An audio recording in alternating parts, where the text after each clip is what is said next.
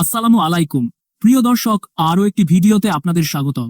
আজকের ভিডিওতে মুফতি আব্দুল মালেক সাহেব মাযহাব, আহলে হাদিস এবং ডক্টর জাকির নায়েকের বিষয়ে বক্তব্য তুলে ধরেছেন। হাদিসের গুরুত্ব এবং মাযহাব নিয়ে বিস্তারিত আলোচনা করা হয়েছে। ইসলাম ধর্মের বিভিন্ন দিক এবং এর প্রভাব নিয়ে একটি সংক্ষিপ্ত উপস্থাপন করা হয়েছে, যা ধর্মীয় শিক্ষার ক্ষেত্রে গুরুত্বপূর্ণ। তাহলে প্রিয় দর্শক, ভিডিওটি সম্পূর্ণ দেখুন এবং এই গুরুত্বপূর্ণ বক্তব্যটি আমলের নিয়তে মনোযোগ সহকারে শুনুন। চলুন তাহলে এখনই শুরু করি। ইসলামের প্রথম শতাব্দী থেকে নিয়ে 14তম শতাব্দীর আগ পর্যন্ত 1300 পর্যন্ত আহলুল হাদিস শব্দের অর্থ হলো আইম্মায়ে হাদিস, হুফাজে হাদিস, নুক্কাদে হাদিস এবং মুহাদ্দিসিন। চাই সে হানাফি মাযহাবের হোক, চাই মালিকি মাযহাবের হোক, চাই হাম্বলি মাযহাবের হোক, চাই শাফিঈ মাযহাবের হোক, চাই সে এমনকি আহলে সুন্নাত ওয়াল জামাতের অনুসারী নয়, কোন বেদাতি ফিরকা, কিন্তু হাদিস শাস্ত্রের চর্চা করেছে, হাদিস শাস্ত্রে পাণ্ডিত্য অর্জন করেছে, সে আহলুল হাদিস মানে হাদিসের যাচ পড়তাল, সনদের যাচ পড়তাল যারা করতে পারে, ওদের হাদিসের পণ্ডিত যারা, তারা।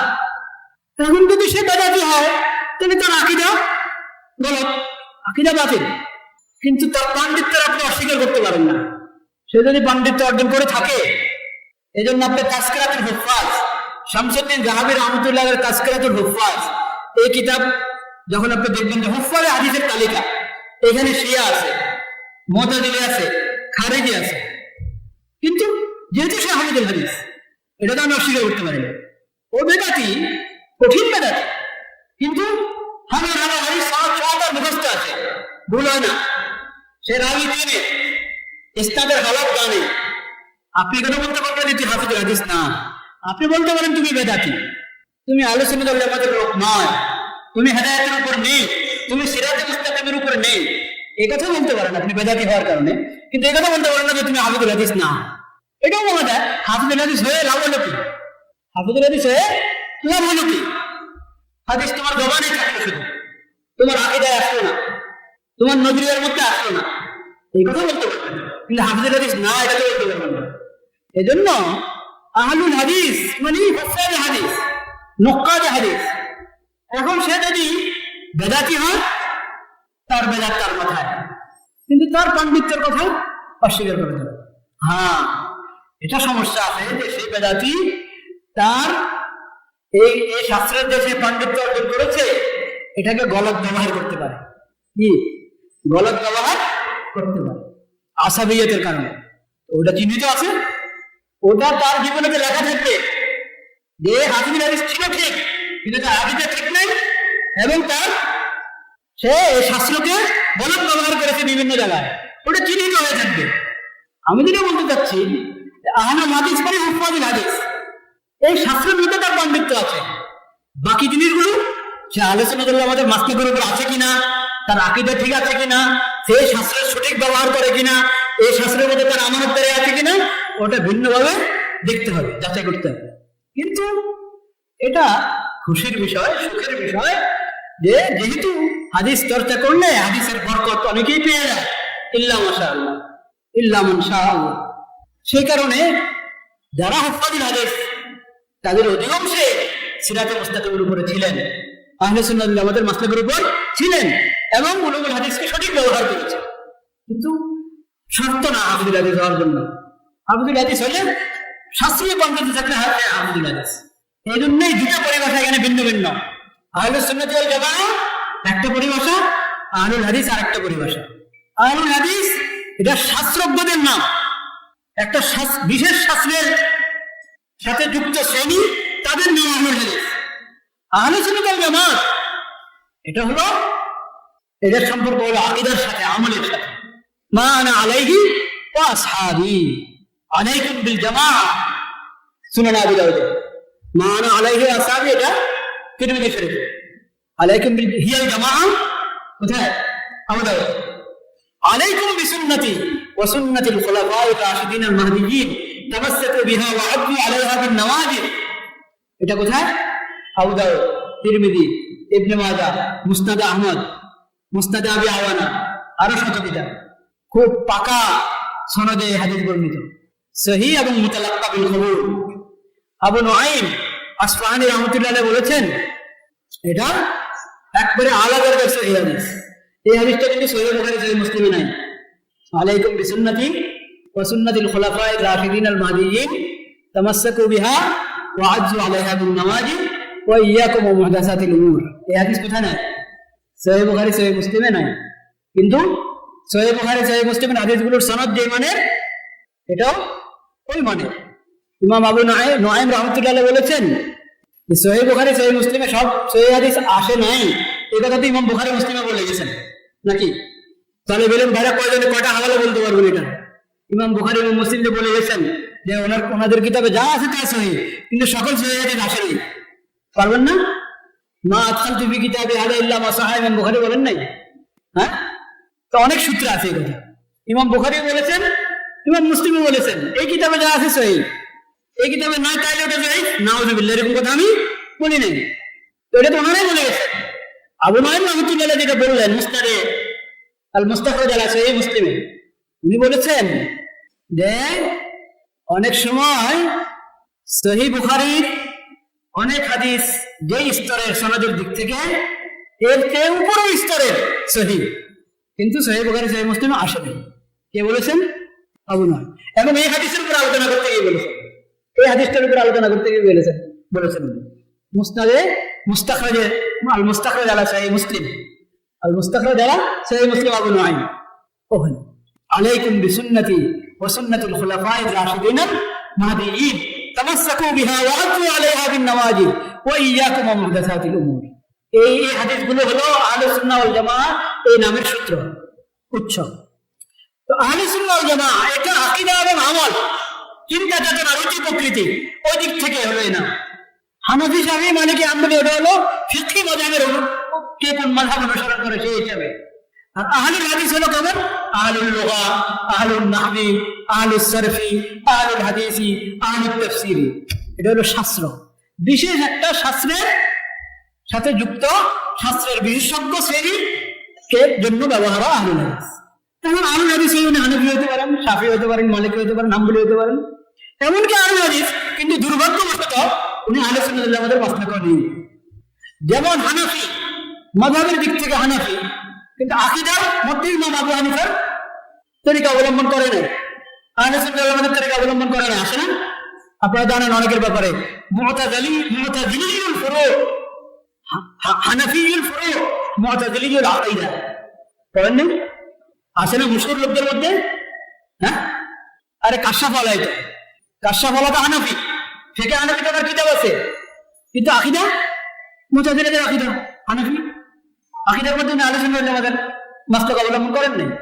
ইমাম আবু হানিফা এবং সমস্ত অনুসরণীয় ফুকাহা হানাফি ফকিহগণ আহলে সুন্নাত ওয়াল জামাতের মাসলাকে, কিন্তু কিছু লোক এরকম আছে ফিকহের মধ্যে হানাফি মাযহাব অবলম্বন করেছে, আকীদার মধ্যে হানাফি ইমামদের ওনারা যেরকম আহলে সুন্নাত ছিলেন আহলে সুন্নাতের তরিকা অবলম্বন করেন। এরকম মানুষ শাফি মাযহাবও আছে, এরকম মাযহাব হাম্বলি মাযহাবও আছে, এরকম লোক মালিকি মাযহাবও আছে। তারা কি পূর্ণ মালিকি? হ্যাঁ, পূর্ণ মালিকি। যারা এমন তারা কি আসলে পুরো হানাফি, খাঁটি হানাফি? কেন এই তাকরীর করলাম? এই তাকরীর করলাম এই জন্য যে আহলুল হাদিস এটা কোনো ফিরকার নাম না। কিসের নাম না? ফিরকার নাম নয়, এটা হলো ইলমি তাবাকা, একটি ইলমি এবং একটা ফর্ম এর সাথে সগল রাখেন, মালগোলা রাখেন, ওই শ্রেণীর নাম হলো আহলুল হাদিস, ফিরকার নাম নয়। ফিরকার নাম হিসেবে এই শব্দের ব্যবহার 1300 হিজরির পর। আপনি যে কোনো ইলমি কিতাব খোলেন, তিরমিজি শরীফ খোলেন, হাদিসের কিতাব, আহলুল হাদিস শব্দ পাবেন। ইমাম তিরমিজি তো মানে কে ছিল? আহলুল হাদিস, মুহাদ্দিস না আহলুল হাদিস, ফিরকা আহলুল হাদিস ছিল না। আপনি তাসকিরাতুল হুফাজে তালিকা পড়েন শুরু থেকে, 4 খণ্ডে তাসকিরাতুল হুফাজ হাদিসের তালিকা। 4 ইমামের জীবনের সময় পর থেকে যত মুহাদ্দিস, যত হাফিজ হাদিসের ওখানে তালিকা আছে আপনি পাবেন। হয়তো উনি হানাফি, নয় শাফি, নতুবা মালিকি, নতুবা হাম্বলি, নতুবা ফিকহ যাহিরির অনুসারী, মাযহাবে যাহিরিয়াতের অনুসারী, এরকম 2-4 জন আছে। কোনো গায়রে মুকাল্লিদ পাবেন না। তাসকিরাতুল হুফাজে আহলে হাদিস মাযহাবের অনুসারী কাউকে পাবেন না, কারণ আহলে হাদিস মাযহাবের নাম নয়। আহলুল হাদিস ফেরকার নাম নয়, মাযহাবের নাম নয়। মাযহাব এবং ফেরকার নামের জন্য আহলুল হাদিস শব্দকে ওখান থেকে ছিনিয়ে নেওয়া হয়েছে, গলত ব্যবহার করা হয়েছে এই শব্দে। এখন হাদিসের কিতাবে, তাফসীরের কিতাবে, ফিকহের কিতাবে, ইতিহাসের কিতাবে, উলুমুল হাদিসের কিতাবে যেখানে আহলুল হাদিস শব্দ আসে, আমাদের আসাদুল্লাহ গালেব সাহেব উনি ওই শব্দগুলো সব নিয়ে এই যে দেখেন আহলুল হাদিসের কথা বলেছে। এই যে দেখেন তিরমিজি শরীফে আহলুল হাদিসের কথা আছে, এই যে দেখেন মুকাদ্দিমা ইবনে সালাহ আহলুল হাদিসের কথা আছে, আছে তো সব জায়গায়। কোরআন মাজিদের রাবওয়ার কথা আছে, রাবওয়া। এই রাবওয়া কি কাদিয়ানীদের রাবওয়া? আহলুল হাদিস শব্দ আছে, কোন একটি ব্যবহার হয়েছে সেটা আপনাকে দেখতে হবে। মুকাদ্দিমা ইবনে সালাহর মধ্যে আছে আহলে হাদিস তিন প্রকার। আহলুল হাদিসের নিকট হাদিস তিন প্রকার, সহিহ, হাসান, যায়েদ। আপনি বলেন এটা কি উসুল হাদিসের মাসালা না ফিরকার মাসালা? এটা কি মাযহাবের মাসালা? এটা কি মাযহাবের মাসালা না উসুল হাদিসের মাসালা? উনি যখন বলেন আহলুল হাদিসের নিকট হাদিস তিন প্রকার, সহিহ, হাসান, যায়েদ, এখানে আহলুল হাদিস দ্বারা উদ্দেশ্য কি ফিরকা, মাযহাব না শাস্ত্রজ্ঞ? ইলমুল হাদিসের মাহিরিন, মুহাদ্দিসিন, আইম্মা হাদিসের নিকট। এই কথা জেনে রাখতে হবে, সাথে যুক্ত করতে হবে। আমরা দাওরা হাদিসের মধ্যে মাযহাবের ইখতিলাফ করি না? হ্যাঁ, যেমন বিভিন্ন ইবাদতের কত ইখতিলাফি মাসালা আছে। রাফিয়া দেন তাকবীরে তাহরিমার সময় মুত্তাফাক আলাইহ, রুকুতে যাওয়ার সময়, রুকু থেকে ওঠার সময় দুই রাকাতের পরে ওই জায়গায় রাফিয়া দেন আছে কিনা, এই মাসালা মুখতালাফি নাকি? শাফি মাযহাবে রাফিয়া দেন আছে কয়বার? তাদের মুশরিক কওল হিসেবে দুইবার, রুকুতে যাওয়ার সময়, রুকুতে ওঠার সময়। দুই রাকাতের থেকে ওঠার পর রাফিয়া দেন আছে কিনা ইমাম শাফি বলেছেন নাই। পরবর্তীতে মাযহাবের অন্য আলেমরা বলেছেন যেহেতু দুই রাকাতের পরে হাত উঠানোর কথা কোনো হাদিসে পাওয়া যায়, সেটাও একটা সুরত। এরকম বিভিন্ন ইখতিলাফ করেন না যারা হাদিসে। আপনি দেখবেন আহলে হাদিস ভাইরা যে সমস্ত মাসালা নিয়ে ইখতিলাফ করে, অনেক ক্ষেত্রে, সব ক্ষেত্রে না, অনেক ক্ষেত্রে তাদের অনেক মাসালা মাযহাবের ইমামদের সাথে মিলে যাচ্ছে। রাফিয়া দেন শাফি মাযহাবে আছে, তো আহলে হাদিসরা রাফিয়া দেনের কথা বলে। জোরে আমিন বলার কথা কোথায় আছে? শাফি মাযহাবে। আহলে হাদিসরা তারা বলে, আহলে হাদিসরা এরকম বলে। তো এর মানে কি হলো? আহলে হাদিসের ইখতিলাফ এটা ইমামদের ইখতিলাফের মতো অন্যান্য মাযহাবের ইখতিলাফ যেমন, এটাও একটা এরকম ইখতিলাফ। এরকম কাউকে ধারণা করে থাকে, এই ধারণা ঠিক নয়। এই ধারণা কি নয়? ঠিক নয়। আহলুল হাদিসের ইখতিলাফ শাফি, মালিকি, হাম্বলীদের সাথে হানাফিদের যে ইখতিলাফ, আহলুল হাদিসের ইখতিলাফ ওই ধরনের নয়।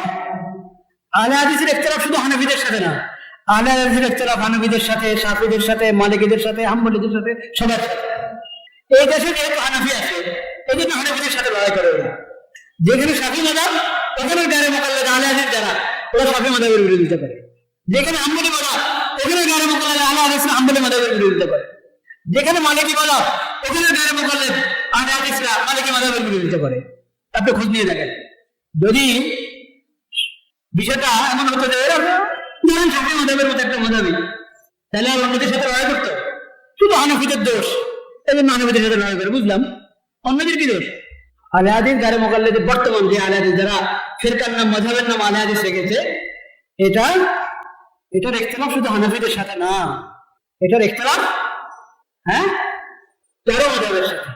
এমনকি যারা কঠিন আহলে হাদিস, মুতাআসসিব আহলে হাদিস, কঠিন মারামারের শিকার যে আহলে হাদিস, ওদের আহলে সুন্নাত ওয়াল জামাতের সাথেও ইখতিলাফ, ওদের আহলে সুন্নাত ওয়াল জামাতের সাথেও কি ইখতিলাফ।